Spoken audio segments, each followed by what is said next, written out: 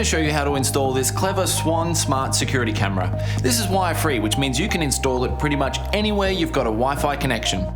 To mount it, simply apply the template to your preferred location and use the hole as a screw guide. For brick masonry or timber surfaces, drill two 6mm holes in the template. Tap the included wall anchors into place, then leave a quarter of the screw exposed.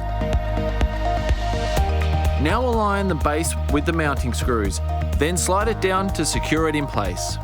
If you prefer to mount the camera without drilling holes in the wall, use the adhesive strips included. Just apply to the surface, then remove the strip, apply pressure for 30 seconds, and place the camera. Make sure your camera is connected to a power source. Download the Safe by Swann app from the App Store or Google Play and create a login. Tap the pair camera icon and select the device. Go into Settings and select the Wi-Fi network Swann. If you don't see the network, press the camera's reset button on the back for 5 seconds. Once you're logged on, go back to the app and verify your network's credentials and hit Connect Camera.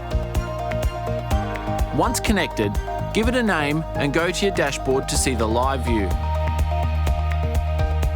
Adjust the camera to your preferred location.